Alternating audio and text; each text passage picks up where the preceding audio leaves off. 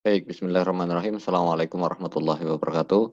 Teman-teman sekalian, kali ini kita berjumpa lagi di Mutiara Investment Club. Jadi, eh, hari ini saya ingin berbagi sedikit tentang saham yang akan right issue. Ya.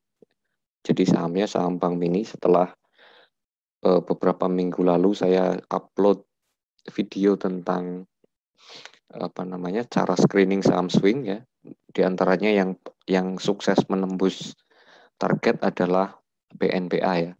Jadi kalau teman-teman nonton itu kan 24 September itu adalah rekaman Zoom tanggal 24 September di mana saya bilang hari itu kalau mau swing saham-saham BUMN, bank-bank BUMN, bank mininya diantaranya adalah BNPA yang hari ini sudah memenuhi target ya, memenuhi target. Lalu ada saham yang cukup fenomenal, ada saham yang cukup fenomenal. Jadi kalau teman-teman di MIC barangkali tahu, saya menyebutnya saham ini saham gaib, ya. Saham ini saham gaib. Saya pernah beli di sini dan Baker, lalu kemudian di dua minggu yang lalu saya call buy tapi tidak di MIC yang biasa, saya call-nya di MIC Pro ya. Jadi saya punya grup khusus yang yang saya kerjasama dengan KISI ya, Korean Investment and Securities. Jadi teman-teman yang bergabung di sana, kalau nggak salah ini tanggal 2 November, candle-nya masih merah, saya bilang silahkan beli, silahkan beli.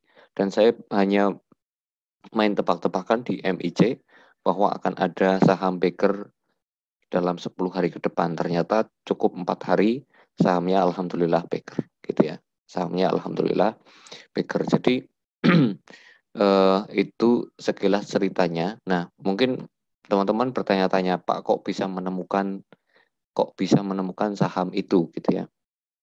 Dan kenapa bisa saya yakin itu main tebak-tebakan saham ini bakal Baker ke depannya gitu. Nah, ya, saya ingin mengingatkan kepada teman-teman yang belum subscribe channel ini, silahkan di-subscribe terlebih dahulu. Dan kalau teman-teman pengen bergabung di grup Mutiara Investment Club juga saya persilahkan, nanti saya sertakan linknya di bawah. Atau teman-teman ingin ikut di MIC Pro juga saya persilahkan. Tinggal nanti bertanya di sana bagaimana caranya. Nah, setelah cerita tadi itu, sekarang yang jadi pertanyaan, kemana selanjutnya? Jadi tadi juga saya share di MIC bahwa kemarin itu saya sudah lakukan forecast. Saya sudah lakukan forecast ketika ketika candle-nya merah ini. Ketika candle-nya merah, saya lakukan forecast. Saya tunjukin. Ini saya juga bagi di MIC. Jadi bukan hanya MIC Pro yang saya berikan infonya.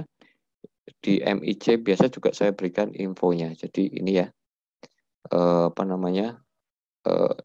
saya tidak tidak uh, begitu pelit atau hanya mengkhususkan untuk yang MIC Pro. Kalau yang MIC Pro tentu tentu uh, sudah pasti saya berikan infonya sejak awal sebelum harganya naik gitu ya. Harganya naik. Nah, pertimbangannya apa waktu itu ketika saya call buy gitu ya. Pertimbangannya ketika saya call buy adalah, jadi kalau teman-teman lihat, jadi pertimbangan pertama adalah cum date-nya tanggal 18 walaupun akhirnya mundur jadi tanggal 22, artinya cum date Senin depan dengan harga tebusnya, harga tebus R-nya di angka 330 ya. Sehingga saya bilang kalau tidak ARB atau kalau ARB memantul, silakan sebaiknya beli saja ya. Itu pertimbangan pertama. Pertimbangan kedua adalah dia dekat dengan area neckline. Area neckline ini kebetulan adalah area Fibo 0,5. Area Fibo 0,5 kalau kita gambarkan di sini, ini adalah area Fibo 0,5 di angka 222. Ya, ini Fibo 0,5 di angka 222. Jadi di 0,5 ada support and resist minor, ada neckline. Jadi saya kira ini harga yang cukup kuat untuk menahan penurunan, sehingga saya bilang kalau tidak bisa sentuh ini ya sebaiknya beli saja gitu ya. Lalu itu pertimbangan kedua. Lalu pertimbangan ketiganya ada info, ini sebenarnya grupnya premium 4 juta, cuman saya mengambil 1 poin saja bahwa ada BTS. Lalu selanjutnya ada inflow, walaupun dia turun tapi ada yang ngumpulin barang ternyata. Itu pertimbangan selanjutnya. Pertimbangan yang kelima, adalah dari sisi volume ya. Dari sisi volume bahwa ketika BCIC naik tinggi, volumenya cukup besar. Ya, nanti kita lihat apakah ya. Jadi begini, ini ketika BCIC naik tinggi, volumenya cukup besar, tapi ketika koreksi selalu dengan volume kecil.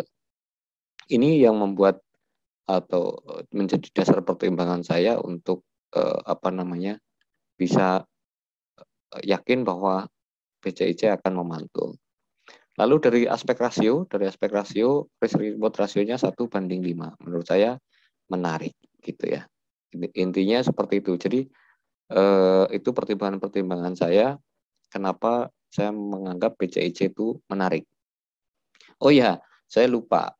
Saya harus menyampaikan disclaimer terlebih dahulu bahwa ini bukan ajakan jual dan beli ya. Ini murni saya sharing tentang view saya mengenai forecasting atau analisa dari pergerakan harga saham BCIC. Pertanyaan terakhir, kira-kira sampai mana BCIC? Sementara kalau kita lihat memang ada resist minor di sini di area 310, sementara harga tebusnya di 330. Jadi kemungkinan menurut saya target pendeknya bisa mencapai area ini, area 310 sampai 330, atau kalau saya masih optimis bahwa BCIC sebelum kumdet akan mengejar harga di area 400. Itu view saya. Benar atau salah saya tidak tahu apa yang akan terjadi besok. Apakah besok akan turun atau besok akan naik, tapi dengan pertimbangan-pertimbangan bahwa waktunya sudah mepet, dengan asumsi jika BCIC RI-nya dibuat menarik, ya view saya sesederhana itu bahwa BCIC kemungkinan masih punya upside yang cukup lah untuk dilakukan trading sampai dengan tanggal 22 November 2021.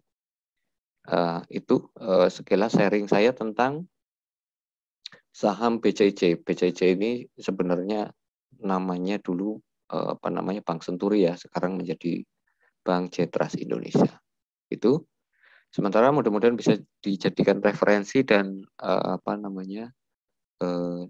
sharing tentang teknik analisa, mudah-mudahan bisa dijadikan pembelajaran bersama.